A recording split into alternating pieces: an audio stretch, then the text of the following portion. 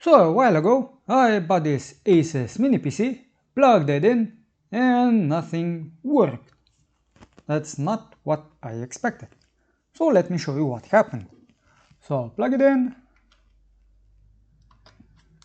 As you can see, it is connected. Turn it on. Now we do see the light, but if I connect it to the PC, nothing would actually show up. And why is that? Well, I actually had no idea. Now let me just turn this off. So the PC in question is the ASUS Mini PC PN series. In this case it's PN62. And that got me wondering, why the heck is this not turning on and at the moment not turning off? So let me hold the button. So turned off. Unplug it just to be safe. So why wasn't this turning on?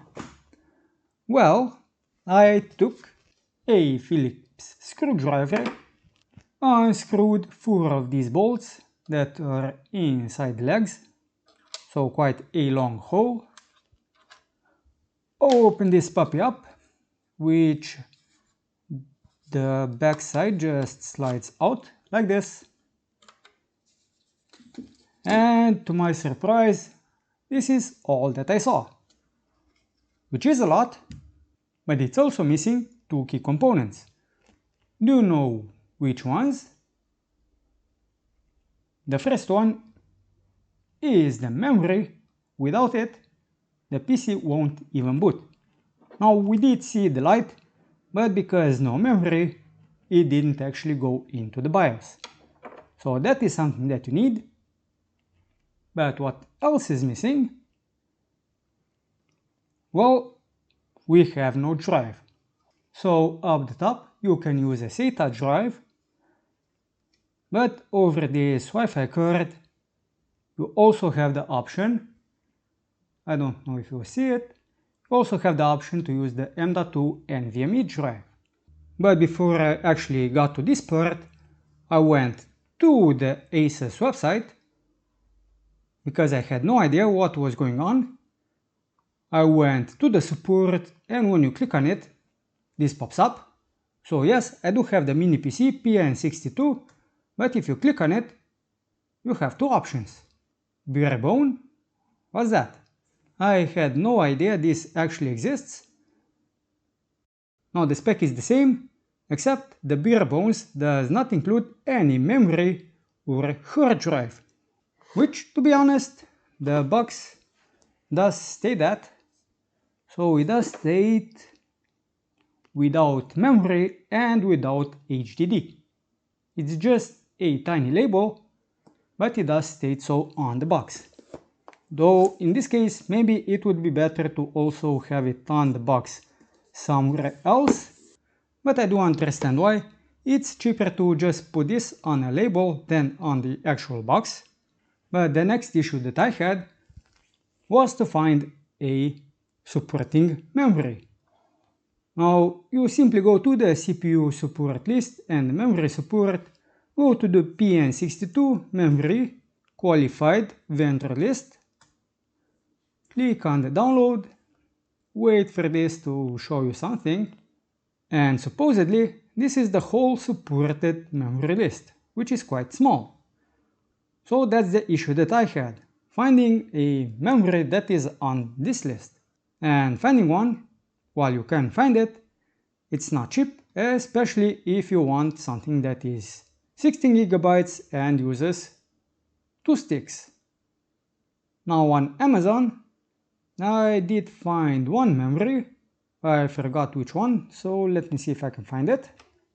So this was the cheapest memory that I could find that was available to me and was on the qualified vendor list with 16 GB, but the price was 42 euros and also had shipping, which is not something that I liked, which then put the actual price at 56 euros, which I find it a little bit too high.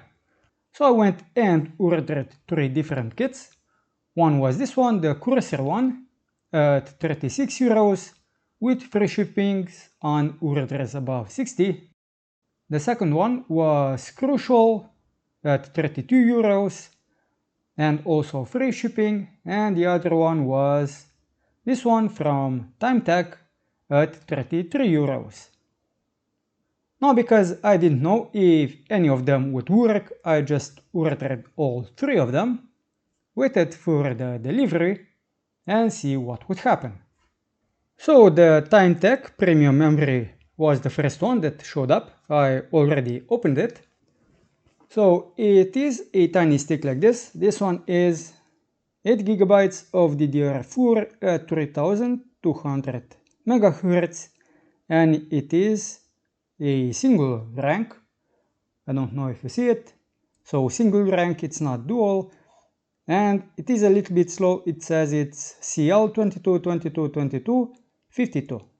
Now I did test it out this previously, so I will simply put this in again, and hopefully you will be able to see it. It slides in the same way as an M.2 NVMe drive, so you tilt it up and then push it in, and once it's in, you push it down. So the clips, this one on the top and this one on the bottom, simply clips it and holds it in place. And now for the second stick.